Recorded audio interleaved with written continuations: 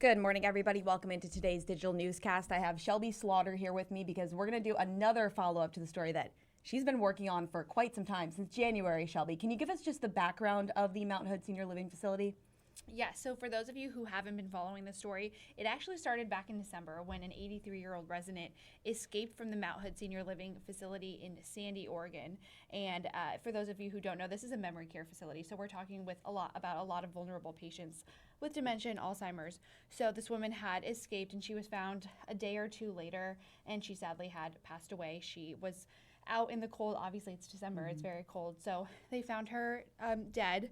And so that kind of sparked this whole conversation about safety at the Mount Hood Senior Living Facility. And then in January, DHS, the Department of Human Services here in Oregon, opened an investigation and ended up shutting down the facility. Yeah, and I remember, it was just so sudden when that facility shut down. The family members were not given much notice, if any notice at all, many of them. That is exactly right. They actually didn't even tell a lot of the families. They just moved those residents to other area facilities, or some even the hospital, and this was in the middle of the night.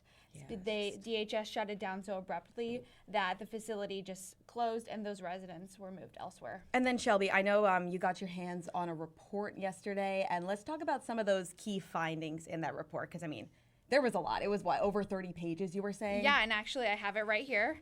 And this is available to you guys online too. It's on our website right now at Katu.com. So if you guys want to read the report, you can. We do have a slide here so you can read along with us. So there were some major key findings here in this report. I'll read off of it myself. ODHS, which is the Department of Human Services, like I said, one of the key findings here was that DHS licensing did not respond with effective urgency as expected under Oregon law to immediately assess the overall safety of the facility following the resident's death. So that was one of the key findings from the Long-Term Care Ombudsman, who has been in his role for 8 years. So this was one of the main things that he pointed out that DHS did not follow when shutting down this facility. And then number two, DHS did not utilize laws that their own agency requested. So the legislator passed in 2009 to avoid trauma to the residents and families when residents are living in an immediate jeopardy or immediate license revocation situation. And so just to explain what that means, because that was a lot of jargon, immediate jeopardy is as serious as it sounds. That means that those residents that were living there were not in a safe space.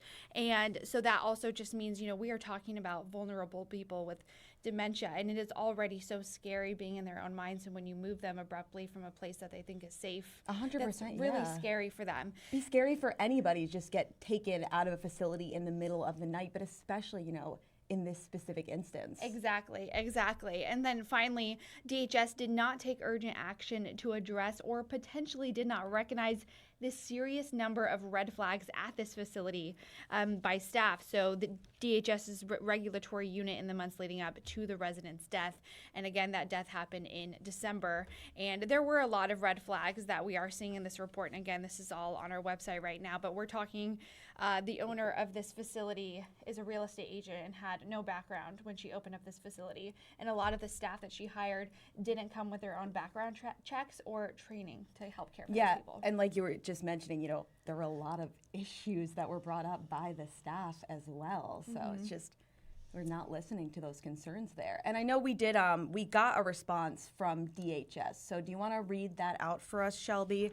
Yes. I'll pull that up for you so we can see this. So, and this is a really important statement that we have here too, because we have been trying to speak with DHS for months, and they have said multiple times that there is pending litigation, so they're not able to fully chat with us. So I do just want to reiterate here how surprising this statement is that we got from them. And this is in response to the investigation. So it says, quote, "We respectfully do not agree with many of the report's statements or its representation of the agency's options in pursuing regulatory action at Mount Hood Senior Living."